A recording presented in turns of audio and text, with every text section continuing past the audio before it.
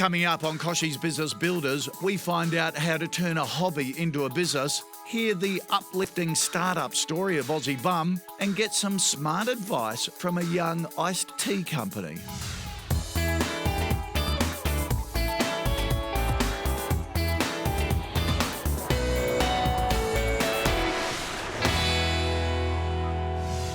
Thanks for tuning in to KBB today. We have another huge show lined up for you.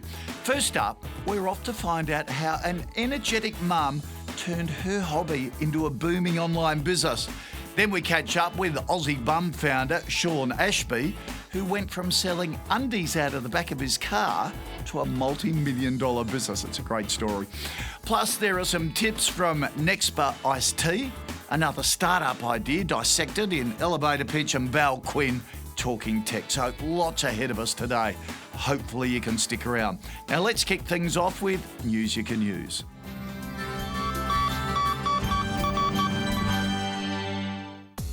From sharing files to printing and processing, small businesses need their technology running smoothly so their business can too.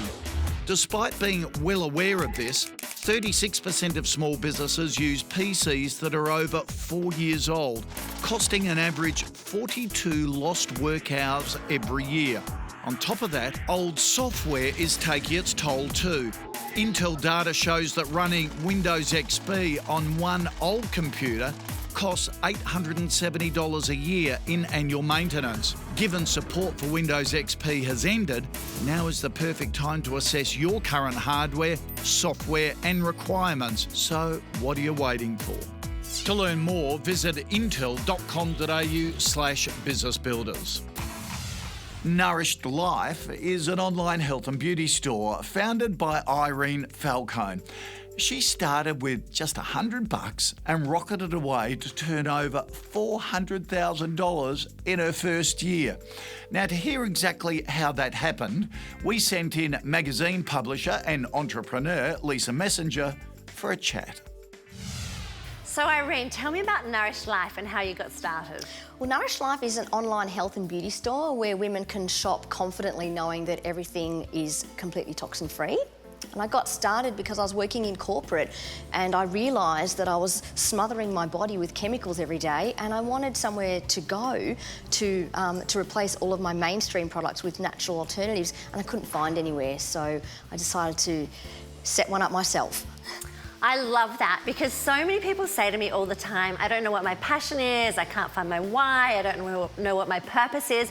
And I always say, look for the hard things. Look for the things that are really frustrating you, because if you're feeling the pain, then probably other people out there are as well. So then how did you start to build? Because there's obviously two things going on. There's kind of, you've got to source the product and find it, and by the looks of it, you've got a lot of product. And do you do all the picking and packing here yourself? Everything is done here. Picked and packed and out the door. So you're sourcing a lot of product, you're making sure that that's all ethically and eco-friendly and all of that kind of thing. And then the other side of it is finding your audience. I didn't go out looking for customers. People told people, and friends and daughters told their mothers, and it just really built through word of mouth and through the blog.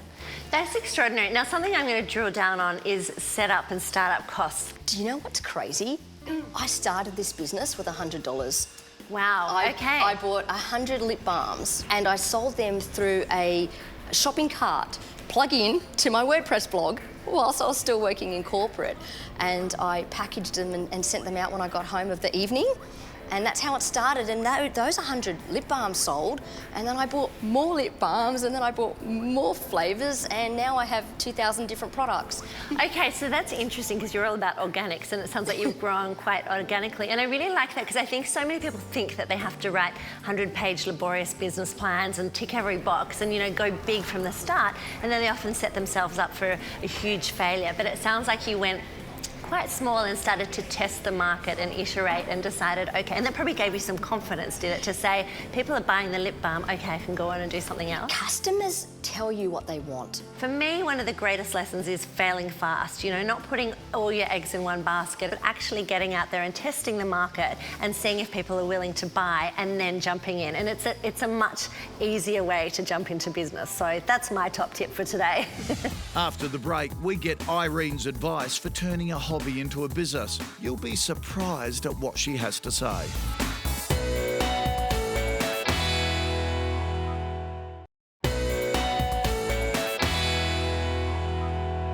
Before the break, Lisa told us her biggest lesson was to fail fast. Now it's time to hear what Irene's learned from her booming business. So you started 3 years ago, is that right? Started almost 3 years ago. Yep. We turned over, so we had that $100. We turned over almost $400,000 that first year. Yep, extraordinary. And we've doubled every year. So we did 2 last year and we're on track to do 4 this year.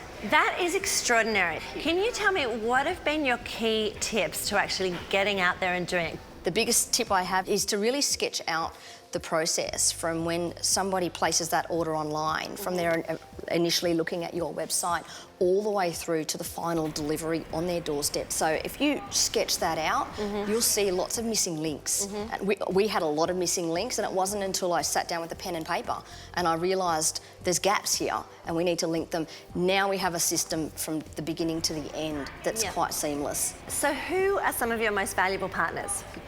For me, my entire business is about connecting beautiful, safe, healthy brands with customers.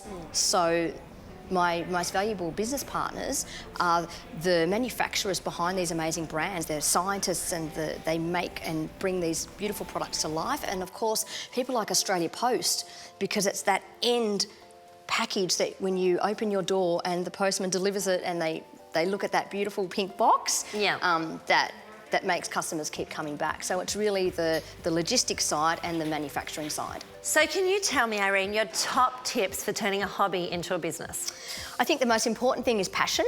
Yeah. So if you are enjoying and just loving what you do as a hobby, then absolutely go out and just invest a small amount of money and just get started in the evenings, get started on the weekends, and let those customers that come to you drive you forward, as you'll know. Yeah, I totally agree. And I think these days, you know, with so many people wanting to explore their own businesses or become entrepreneurs, it's really a great start to start on the side and doing a blog. Irene, thank you so much for sharing so openly and honestly. It's an extraordinary business and I look forward to seeing Nourished Life explode. Thank you very much. This segment brought to you by Australia Post. I can't believe Irene started with $100 and 100 lip balms, and she's built this empire, Dirk. It's unbelievable. And look at the passion that she turned into a business, actually. Yep. And I think that's for small business the most critical thing, to turn your passion into an idea, but also look for the customer need. And she found that specific niche. It's great to see. And that's the secret to her, isn't it? She understands her customer like nobody else and finds the right partners. Yes, finds the right partners, but even before that, you hear about how she actually explored the whole process end to end and look for the flaws, looks for the bit where she's vulnerable and just experience it. Because that's, David, what your customers will experience as well. And going through that is very strong because it will set you up for success later. Started with nothing and built an empire. Thanks for that, Dirk. And let's see if we can start a new business and turn it into an empire through the elevator pitch.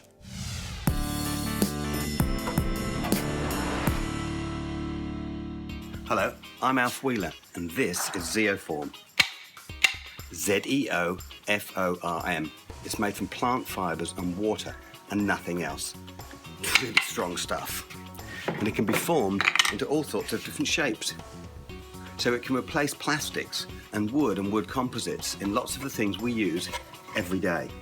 It's completely natural, completely non-toxic, and, surprisingly, it's completely biodegradable. Zeoform, ZEOFORM.com. Check us out. Okay, Alf. It's pretty hard to believe something could do that.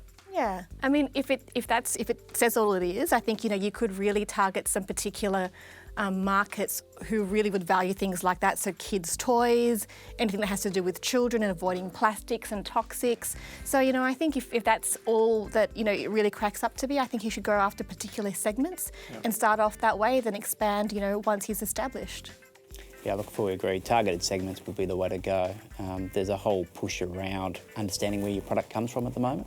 So being able to target segments of the community or even industries which are really important to them to understand where their product is made probably would be a good approach. So natural, hard and biodegradable. Yeah, it's pretty great combination. Pretty exciting stuff. It's really actually exciting.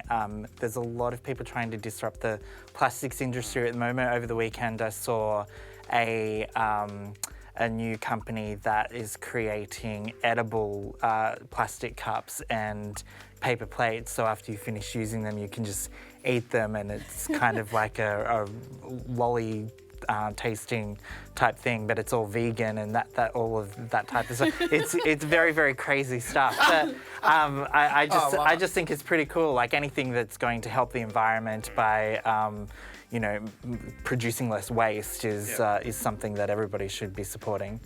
Also got to go through all the issues of registering your IP and by the sound of it, you would know all about that, Alf. So maybe go to business.gov.au, Austrade, to really make sure you're protected and get their help in getting a leg in to the manufacturing sector, either here or overseas. But wow, could be on a winner.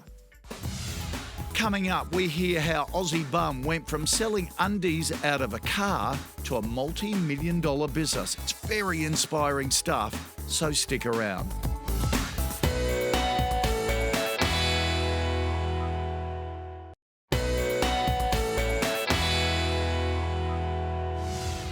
Ozzie Bomb is an iconic Australian business known around the world, with 85% of sales coming internationally. We caught up with founder Sean Ashby to find out how he's done it.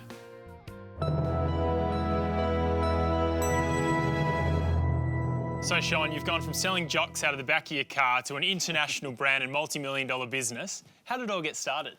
I couldn't get a job, basically. Right. Yeah, and was on the beach and wearing my swimwear that all Aussies wear, and one day went to the shops, wasn't there for sale.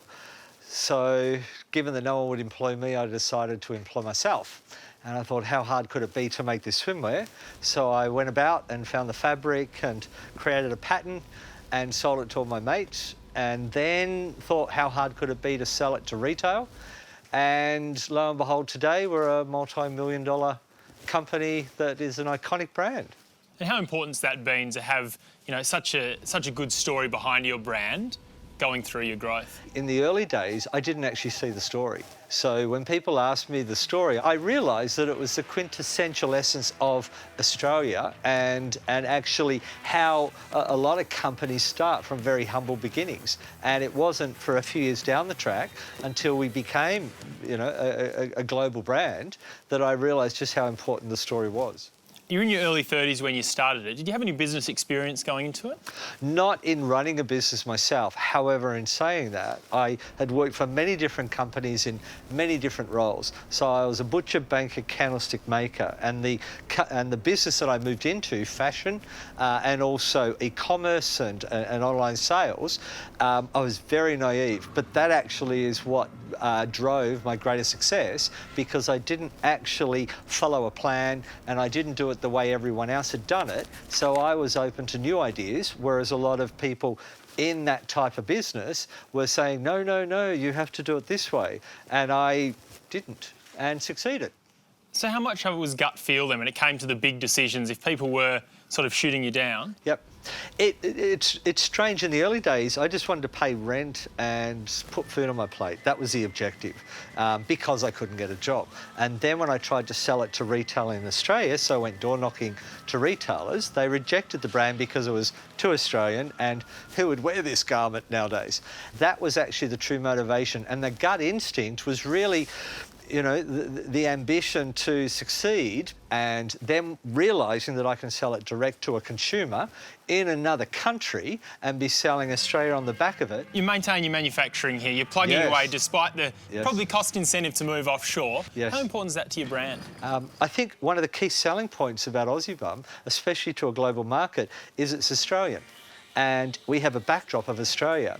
I feel that we are cheating and we're underselling a product if it's made offshore. And we're able to touch our product as it's being made. We can see the quality, we can provide fast service. And when we have a success, we're not having to wait 3 months to get more made. We can make them in 3 hours. You've had terrific success offshore, as you said. 85% of your sales now come internationally. Yes. How do you go about marketing around the world? So over the last 15 years, we have built up such an ensemble of content, from video to stills to blog site. So when you create content, people then have something to share, something to talk about. So today, we just simply need to keep consistently delivering good content. And our audience and also the reach that we have with our brand online will do the rest for ourselves. You've got an exceptional online presence coming in around the .com bust, as it were. Yes. What do you think makes a good e-commerce site today? You have to be niche orientated and be prepared to step to the left or step to the right to actually reach an audience, but also having a good back-end operation, so logistics. You need to be able to respond quickly to a customer's requirements, deliver very quickly, very cost-effectively, but then you need to be able to provide the backup in terms of if the customer has a problem, customer's always right. And then with your product as well, you need to have quality. And what's the future for yourself and the business? It will be living in the moment, really enjoying every moment and every step and phase of the business. Because when you start a business, 10 years goes like that, and you're driven a lot by fear in terms of failure. But then you get to a point where you go, well, I've got to enjoy these moments because there are so many of them. That's what's going to drive me for the future. Terrific business, terrific story. Thanks a lot for your time. Thank you. Hi, Mum. It's a terrific story, isn't it? Sean realised the potential of his product online, putting a strong emphasis on responding quickly, being prepared to adapt, and of course promoting a quality product. The bit I loved was his advice to enjoy every moment and phase of the business. It's great stuff. Don't burn yourself out. All right, now it's time for the latest Ask Kochie question and another instalment of Lessons from Legends.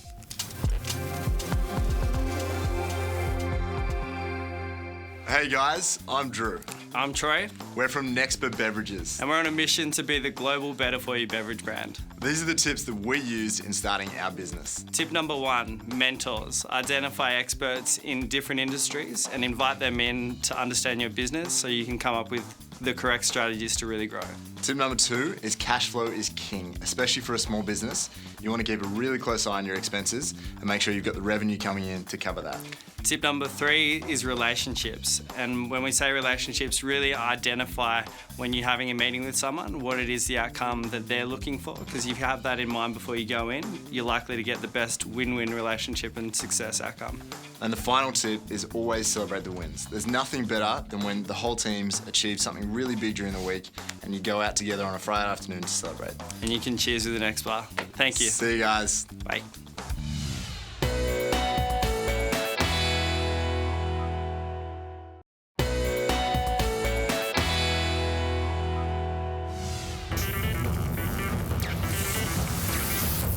It's Tech Tip time with Val Quinn.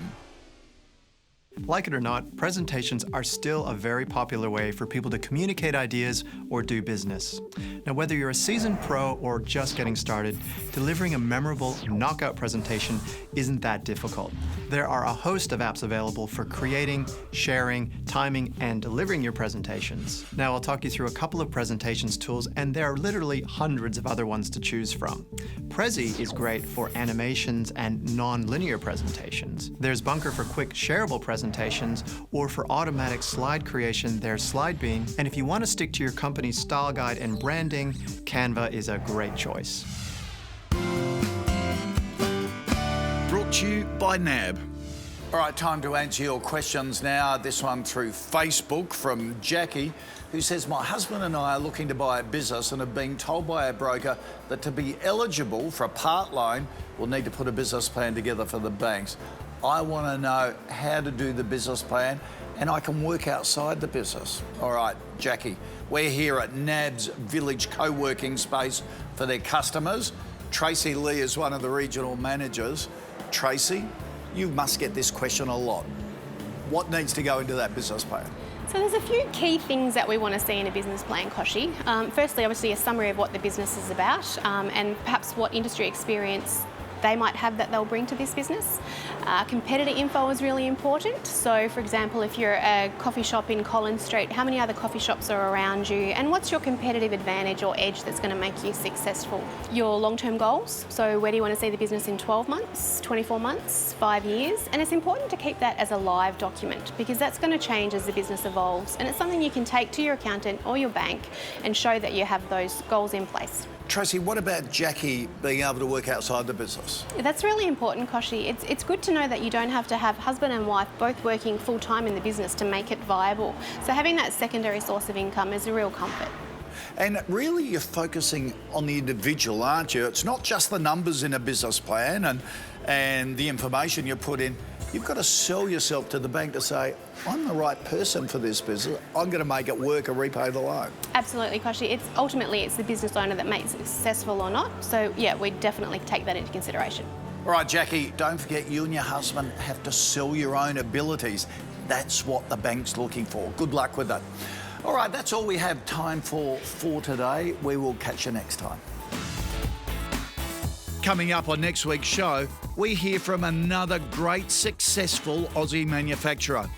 Catch the story of innovative online startup Naked Wines and get some tips from a booming body scrub business.